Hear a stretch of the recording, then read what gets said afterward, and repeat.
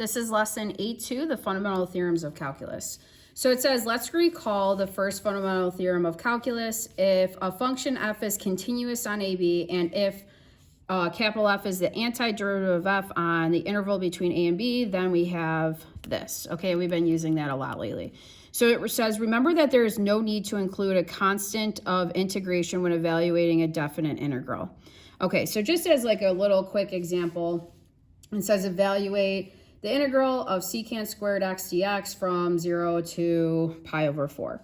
So the antiderivative of this is actually tangent. So we would have tan of x, and we are evaluating that from 0 to pi over 4. So that would be equal to tan of pi over 4 minus tangent of 0. Tan at pi over 4 ends up being 1 because sine and cosine are the same. And then tan at 0 is just 0, so you end up getting 1. Okay, so then it says, however, to apply the fundamental theorem of calculus, we must be sure that the integrand is continuous on the interval over which we are integrating. Okay, so if we look at example 2, it says, can we evaluate the integral between negative 1 and 1 of 1 over x to the 4th dx directly by the fundamental theorem of calculus, why or why not? Well, if you guys look at it, what would make this fraction undefined? Well, it would be undefined when x equals 0. So since we're finding the area between negative 1 and 1, 0 is inside there. So that would mean that it's not continuous. So you would not be able to use the fundamental theorem of calculus. So that's what we're going to say. We're going to say no. F of x is equal to 1 all over x to the 4th, and it is discontinuous at x equals 0, okay? Since x equals 0 is in the interval between negative 1 to 1, the fundamental theorem of calculus does not apply. Okay, so it's something important to kind of note that you can't use the fundamental theorem of calculus, which is your integrate, you know, what we just did on example 1, if it's not continuous. Okay, so then it says, sometimes in order to evaluate a definite integral, we must write the integrand as a piecewise function and then split the integral up into 2 or more pieces, as in the following example. Okay, so they want us to evaluate the integral between 0 and 2 of 2x, like the absolute value of 2x minus 3. So if you're trying to figure out where the vertex of that lies, because that's kind of like what I did first, is you can set like you could either graph this in your calculator and look at it, but what I did is I said, here's 2x minus 3. And if you set that equal to 0, and I solved that real quick, you get x is 3/2, okay? So that means that the vertex of y equaling absolute value 2x minus 3 occurs at x equals 3/2. So if you were like to graph this right now,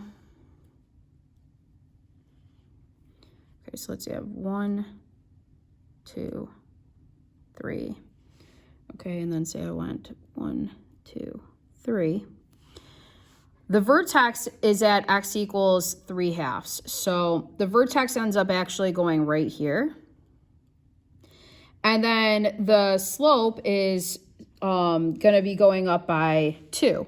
So if you went like up 2 over 1, that's going to be where your slope is. So in other words, on this one, if I'm going, you know, just a half-wise, that means that my slope, if I drew this, it's going to be 2, 1 is where it's going to go if I go up, you know, 1, 2 over 1. You know what I mean? So it looks like this. And then here, it's going to hit at here. Okay. So that's what it looks like. So this coordinate, right, like we're looking at the integral only between 0 and 2. So in other words, if I box it in, I'm trying to find all of this area right here, here, and here. Okay, So those are just like two triangles. So I just have to find the areas of both of them, and then that can pretty much help me find the answer. So let's just write that out. The integral from 0 to 2 of the absolute value of 2x minus 3 dx is going to equal, now I'm going to do the integral from 0 to, and I'm going to go from 0 to that 3/2. Remember, 3/2 is just 1.5. So from 0 to 3/2 of the absolute value of 2x minus 3 dx, I'm going to add that to going from 3/2 to 2 of the same thing. Okay. So the area of this one is a half base times height. So a half of, let's see, we could say base or whatever is 1.5. The height is going up. This is actually hitting 3 right here. So it's 1/2 of 3/2 times 3. And then this one is 1/2 of a half times 1. So this is 9/4 plus 1/4, or 10/4, or we can just say that that's 5/2. Okay, turn the page. So it says we can also apply the fundamental theorem of calculus if the lower limit of integration is greater than the upper limit. And we kind of already saw that when we do this. So starting with just finding the integral of this, the integral of x squared would be x to the third over 3. So I'm evaluating that from 5 to 0. So you always do the upper one minus the lower one. So this would be 0 cubed over 3 minus 5 cubed over 3. So this whole thing's just a 0. This thing's going to give you negative 125 over 3. So you end up getting negative 125 over 3 would be your answer. Okay. So then it says the first fundamental theorem of calculus is really a key tool for proving the second fundamental theorem of calculus. So here's what it is. So it says if you were to take the derivative of an integral from a to some x, what it's going to end up giving you is actually of f of t of dt is actually going to give you f of x. So if you notice what's changing in this formula is since these are kind of like eliminating each other, you're just really figuring, well, think about it. If you take the derivative of an a, like anything evaluated with a constant, you're getting a constant. So the derivative of a constant is 0. So that's why, and I'm going to show you guys what I'm talking about in just a second, but that's why this ends up being a true statement. So if we do the proof down here at the bottom, if you have dx of the integral from a to x, f of t dt, that's going to be equal to the derivative of the antiderivative of f of t evaluated from a to x. Okay, so that's still the derivative, and if we kind of look at what's happening on the inside there, we have antiderivative of x minus antiderivative at a. Okay. So think about this for a second. This was already an integral. So if you, like, this is like the original, like this was like going backwards, an antiderivative. So if you take the derivative of an antiderivative, you're just back to where you started. So this is just f of x. If you take the derivative of, this is going to give you a constant, it's just a 0. So that's how you end up just getting an f of x. So that's kind of like the formal proof of why this happens. So if you look at example, like these following examples down here, it's saying if y is equal to the integral from pi to x of cosine of e to t dt, find what dy dx is. So dy dx is going to equal, well, since I'm just going from some constant, which is pi, to an x, I can just sub the x into my t, and then that's my answer. So this is actually just going to be cosine of e to the x, and that's it. Okay, kind of cool.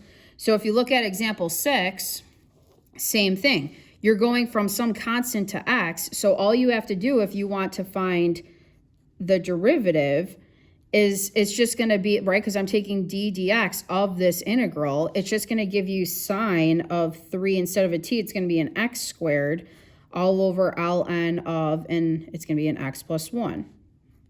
Okay, so anywhere I'm seeing t's, I'm putting x's now. So then for example 7, it says you're going from x to 6. Now, this isn't the format we're used to. We need the constant on the bottom and the x on the top. So we can say that g of x is equal to, and we're just going to negate it. So we're going to say minus, because we know that's what we can do if we want to switch these, from 6 to x of t to the 5th plus t squared dt. So this is going to be negative the square root of x to the 5th plus x squared. Awesome. On the next page, it says, often one of the limits of integration in such a problem is not merely x, but a function of x. This is handled by the chain rule version of the second fundamental theorem. So this is kind of crazy, but this is doing almost the same thing. It's saying like you're going from some constant, but instead of an x here, they're saying that you have a g of x now. So you have like a whole function instead of x, like say you had like x squared or like, I don't know, something just like a little bit more crazy.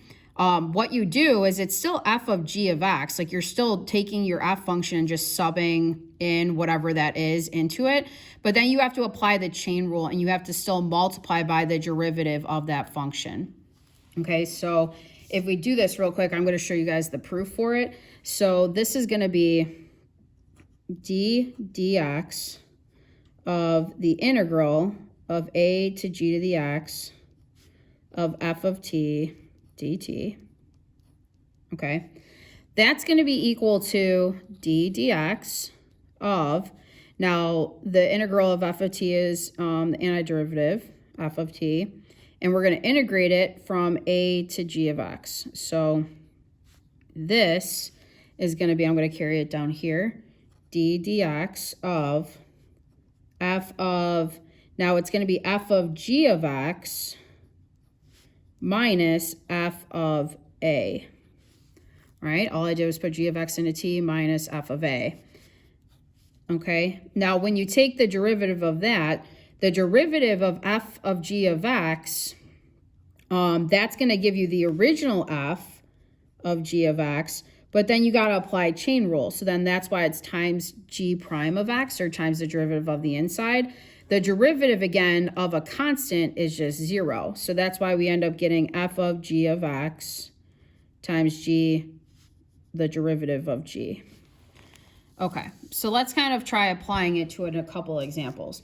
So if you guys look at example 8, it says compute this. Great. Okay, it looks crazy. So this is going to be equal to, the first thing we want to do is put this, because right, it's a constant to some function. We want to put this function in for all of our t's that we see. So any t that you guys see in there, you're going to sub that in first. So you would have e to the x squared ln of x squared to the 4th all over x squared. Now, what you have to do, so we just did what f of g was. Now we have to times it by the derivative of g. So the derivative of x squared is 2x. Okay, so then after that, this is just all simplifying it. So I would have, let's see, the x's cancel. I would have 2e to the x squared ln of x to the 8 all over x, right? Because one of those is gone. Okay, and that would be your answer. So then for example 9, same thing. You're going from sine of x up to pi over 2. Now that's a problem, right? Because we need the constant to be on the bottom. Pi over 2 is a constant number, and this is a function. So this is going to actually equal negative integral of pi over 2 to sine of x of cosine of e to the 3t plus 5 dt. Okay, so now that it looks like the format we want, we can kind of find the derivative now. So y prime is going to be minus sine. That still just carries. So, right, the constant just comes along for the ride. So we're going to put the sine of x in for our t. So we're going to have cosine of e. My bad, hold on. e, okay, 3 times the sine x plus 5, okay? But then, so we just did f of x with subbing in this in for our x. Well, technically, in this case, it's t, but now we still have to times it by the derivative of sine. So the derivative of sine is cosine. And that would be my answer. Would be that right there. Okay, so then it says some AP problems ask you to use the fundamental theorems in conjunction with L'Hopital's rule. Okay, so in other words, like you can still do this. Like think of like what you do with a limit. So the first thing when you approach a limit is you try direct substitution. So if you try direct substituting this in, I would have the integral from 1, right? If I put 0 into here, I would have 1 to 1. Let's see, I would have, I don't have t, it's not going to t, t stays there. So I would have cosine of t over t dt all over 0. Now, if you went from 1 to 1 of anything, we already talked about what happens with the integral when you do that. Like if you have an integral going from the same number, there's no width to it, so it's times 0, so it just gives you 0 over 0. Okay, so since we get that indeterminate form, that tells us we can apply L'Hopital's rule. So if ever you see this capital L, that just means that that's what I'm doing. I'm applying L'Hopital's rule. So the limit as h approaches 0, what I can do is take the derivative of the top and the derivative of the bottom. So the derivative of the top, we have a constant to a function. So this is going to be equal to me taking my f of x and putting in g of x into it, and then timesing it by the derivative of my g of x, which is this thing right here. So I would have cosine of 1 plus x all over 1 plus x times the derivative of 1 plus x is just 1. All over the derivative of the bottom is just 1. Okay, so if I now simplify this, again, by trying direct substitution, I would have cosine of 1 over 1 time, right? 1 would just give you whatever cosine of 1 is, and that would be your answer. Okay, cosine of 1 is not going to be a nice number. Okay, cool. Example 11. Okay, same thing. We're going to try taking the limit first by direct substitution. So if you try that on this problem, I mean, you can kind of tell pretty obviously what's going to happen, but it's going from 0 to 0 of sine squared t over t squared dt all over 0, which is just going to be 0 over 0 or indeterminate form. Okay, so I'm going to start by applying L'Hopital's rule. So take the derivative of the top. So I still have my limit symbol. The derivative of the top, I'm going from 0 to like an h. So I just put h into there. So I would have sine squared h over h squared all over the derivative of the bottom is 1. So this is really just the limit as h approaches 0 of sine squared h all over h squared, or 0 over 0, which again still is indeterminate.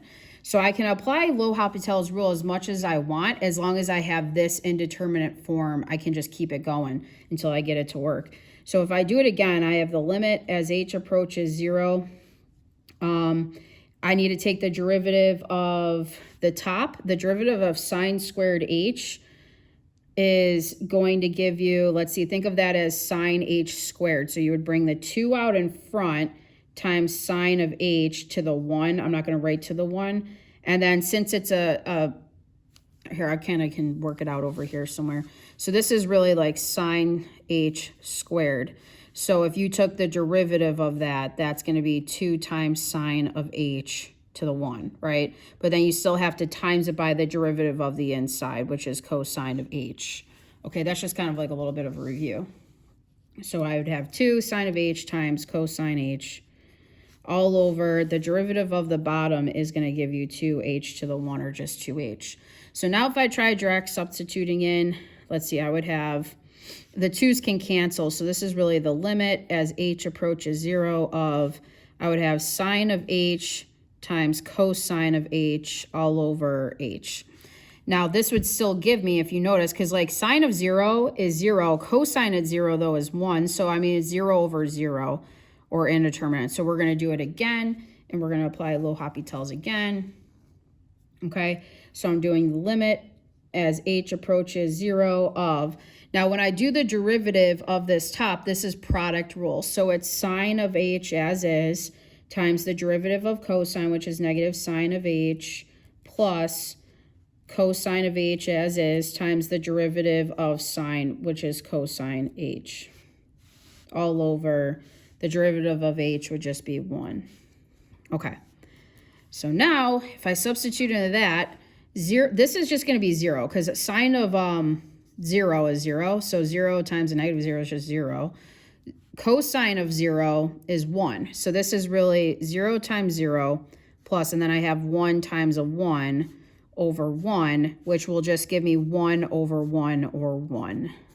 Okay, so the limit of that whole thing was just 1. Okay. Whew, that one was crazy. For this one, it says the final form of the second fundamental theorem of calculus occurs when both the lower and upper limits of integration are both functions of x. So if we have two functions in there now, so g of x and h of x inside, this is what it's going to look like. It's me figuring out f of h of x times the derivative of h minus f of g of x times the derivative of g. So again, I'm just going to kind of show you guys why this works out. So the proof of it real quick, I have d dx of the integral from h of x, g of x, f of t dt. Ooh, okay. That's going to be equal to d dx of, so it's my antiderivative, right, because I'm taking the integral of f of t, evaluated from g of x to h of x. All right, so that's the d dx of, and I'm going to have f of h of x minus f of g of x. And that is just going to be, well, think about it. If I take the derivative of a function and a function, that's just going to give me, first off, I'm going back to my original f now, because this is a step before I'm going a step forward again. So it's f of h of x times, by chain rule, h, like the derivative of h, minus f of g of x times the derivative of g.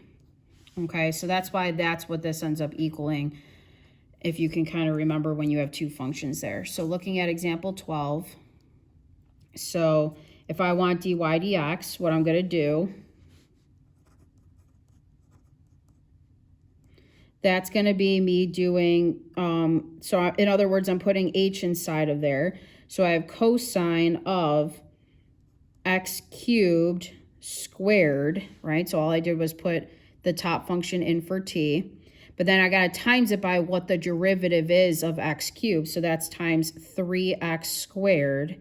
And then I'm going to subtract that from me putting this bottom part in. So cosine of x squared squared times the derivative of x squared, which is 2x. Okay, and then all I did was kind of rewrite this better.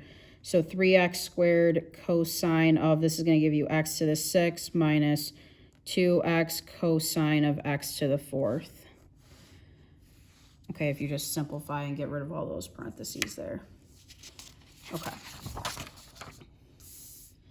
So example 13 says, find the derivative of j of x if we have going from sine to cosine of arctan of t dt. So using the same kind of property, the derivative of j of x is going to equal, so again, I'm putting in the top first, so I would have arctan of cosine of x, and then I'm going to times that by the derivative of cosine. So derivative of cosine is negative sine. And then I subtract that from arctan of now the bottom function sine times the derivative of sine, which would be cosine. And I'm just going to leave it like that. That would be my answer. Okay, so then for number 14, So it says, let f be a function defined on the closed interval between 0 and 7. The graph of f consisting of 4 line segments is shown below. Let g be the function given by g of x is equal to pretty much the area under the curve from 2 to x of f of t dx. Okay, f of t dt. My bad. Okay. So the first question wants us to find g of 3, the derivative of g at 3, and the second derivative of g at 3. So we're going to have to find all those. So let's start with just, here's g of x. I'm going to rewrite it down here so we have it in front of us. G of x is equal to the integral from 2 to x, f of t dt. So if I want g of 3, that's going to be the integral from 2 to 3 of f of t dt. So on my graph, if you look from 2 to 3, so here's 2, here's 3, I'm pretty much looking at this area right here. So that makes a trapezoid. So I'm just going to use my trapezoid formula. So I'm going to do 1/2 of the height. The height is just 1 times this base, which this base looks like it's going to the height of 4. And then this base is 2. So 4 plus 2. So this is 6 times 1 times 1. 6 over 2 gives you 3. Okay, so g of 3 is just 3. So now let's look at the derivative of g of x. So again, if you have g of x is equal to this, your derivative of it is going to be d dx from 2 to x of f of t dt, which we know if we go from a constant to x, all we do is we put x in where t is, and we get f of x. Okay, so in other words, g prime of 3 is going to be whatever f of 3 is, all right? Because the derivative of g equaled f of x. So in other words, I just have to go to my graph and look at what is the value of f of 3. So f of 3, if we look, f of 3 is just 2. So that would be what g, the derivative of g is at 3 would be 2. Okay. So then we can do our second derivative. So our second derivative of g, now if the first one is f of x, our second one's just going to be the derivative of f. So what that means is think of what the slope is of f at 3, right? Because that's all this means. It means we have our f function up here. So look at 3. Okay, here's f of 3. At this point, what is the slope doing? So it looks like it's going down to right 1. So that would be a -2 slope. So I would have this equals -2. And then there you go. Okay, so then I believe the next question kind of continued. Like we have like a part, a million questions off of this. So now we're on part B. So then it says, find the average rate of change of g on the interval between 0 and 3. Okay, so our average rate of change, slide this under. Okay, our average rate of change formula, if you guys remember, that's going to be whatever your g of 3 minus your g of 0 all over 3 minus 0. So change in y over change in x. So g of 3 we already found. G of 3 was just 3. G of 0 is going to end up giving you, well, let's actually figure it out. So g of 0 is equal to the integral from 2 to 0 of f of t dt. So that's going to be equal to the negative integral from 0 to 2 of f of t dt. So from 0 to 2, if you guys look at your original picture, from 0 to 2 is a triangle. And the triangle has a base of 2, a height of 4. So I'm going to say that this is equal to negative 1/2 times 2 times 4. And that's just going to end up giving you a -4. Okay, so that's where I'm getting this from. So it's going to be 3 minus a -4 all over my 3 minus 0 is 3. So you end up getting 7/3 would be your average rate of change. Okay, so then for C, how many values of C where we're between 0 and 3, is the derivative of C equal to the average rate of change in part B. Okay, so they're saying so the average rate of change was 7/3. So if you kind of look at this graph, if you were to plot 7/3 like out like this, so 7/3 is like 2 point something, so it's like here. Okay, so this is your f of C equaling 7/3. So they're saying how many times would that end up equaling 7/3? Okay, and your answer would be twice. It's doing it here and it's doing it there, so it's doing it 2 times. So down here, that's what we're going to say. We're going to say that G prime of C equals 7/3, okay? Therefore, f of C equals 7/3, and that is happening twice, okay?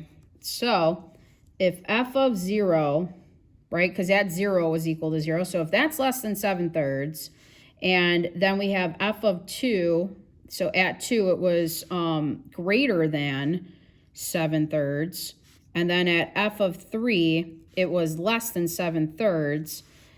So by the intermediate value theorem, it gives us our result.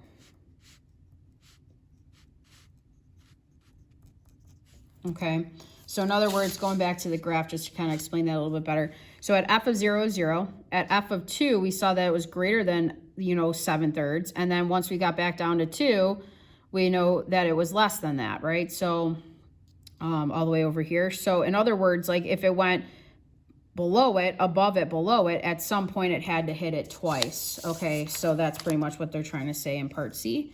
So then for number D, or letter D, find the x coordinate of each point of inflection of the graph of G on the interval between 0 and 7. Justify your answer. So we got to think about where G would have inflection points. So let's write this first. So we're going to say G has inflection points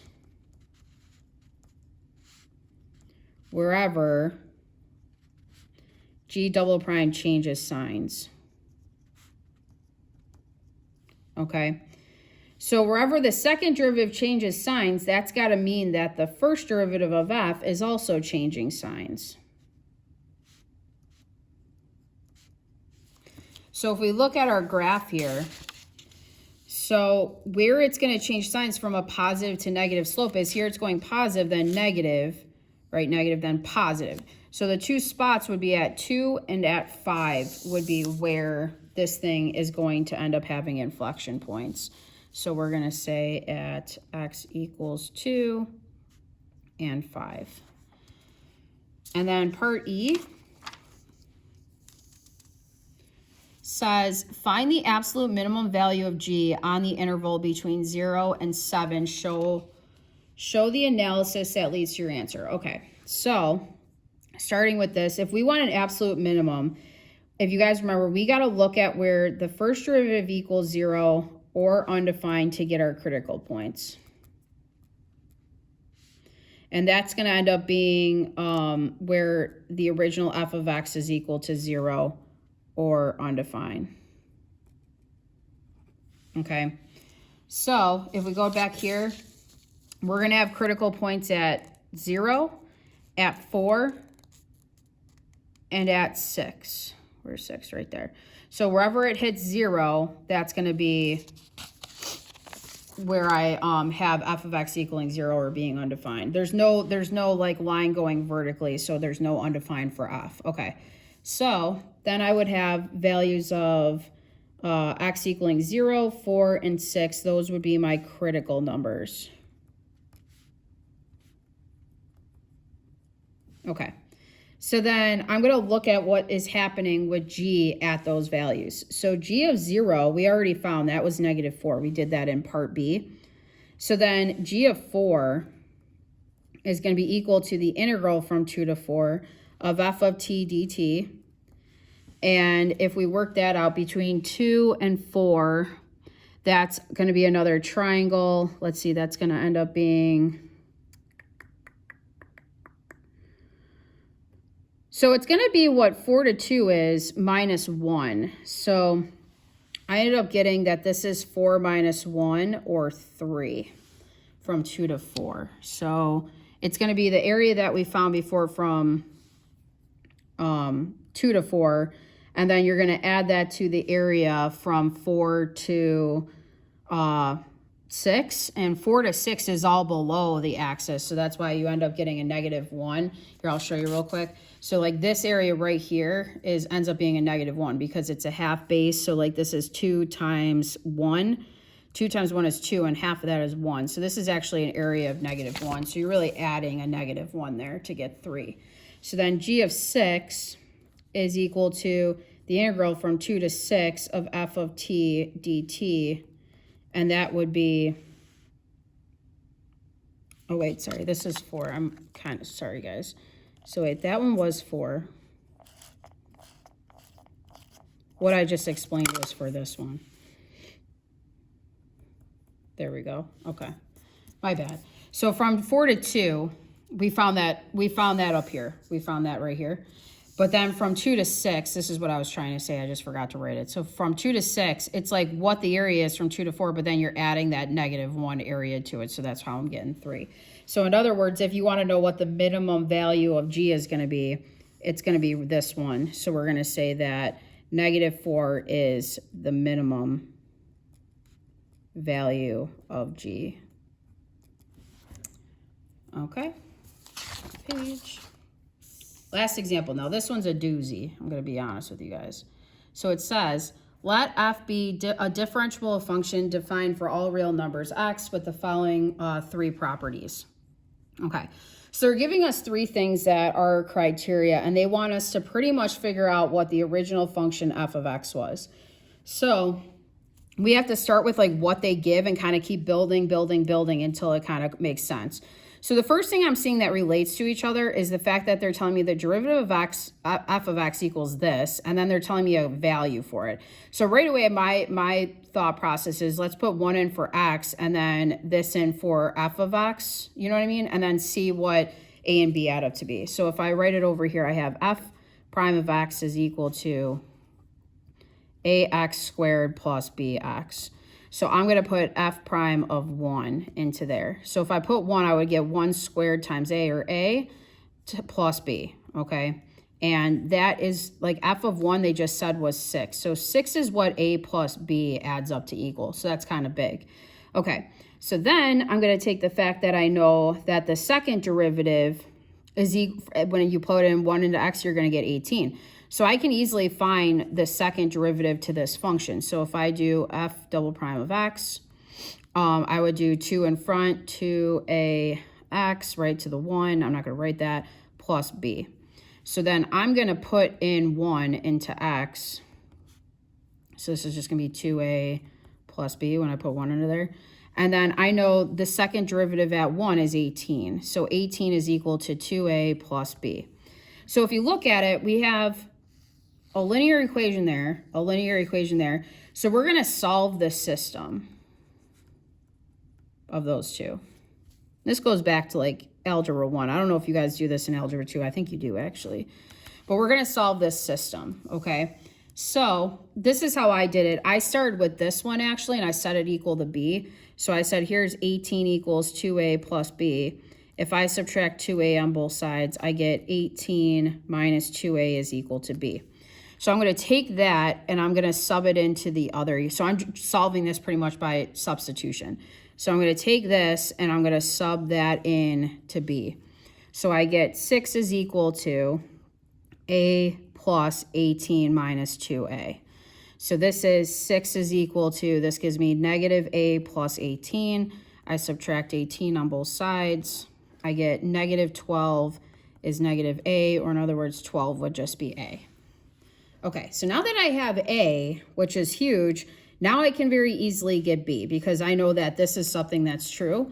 So if I look at, 6 is equal to a plus b, I'm just going to put in I'm just going to put this 12 into there. So 12 plus b, so minus 12 on both sides. I get -6 then is b.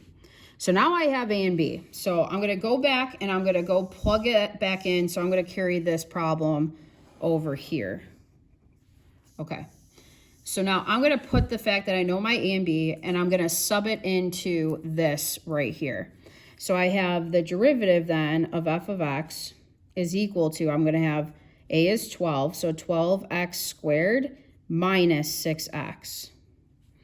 Cool. So then if I want to know what f of x is, well, that's just the integral of, right, my derivative. So that's just my integral of 12x squared minus 6x dx. So if I find the integral of that, I'm going to get, let's see, this is like add an exponent. So you would have 12x cubed over 3 minus, I would have 6x squared over 2 plus c. And then that ends up simplifying to give you 4x cubed minus 3x squared plus c. So we still have another problem. Our problem is that we don't know what c is. So that's where this integral part is going to come in handy, because we know that the integral of 1 to 2 of f of x dx equals 18. Okay?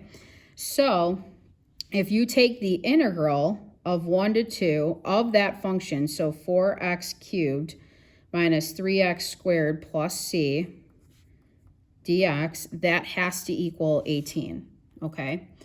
So if I figure that integral out, that's going to be, let's see, I would add an exponent, so it would be 4x to the 4th over 4, or x to the 4th, minus, this is going to be negative 3x to the 3rd over 3, or negative x to the 3rd, plus c, and I would add an x to it, okay? And I'm going to integrate that from 1 to 2. And that should equal 18.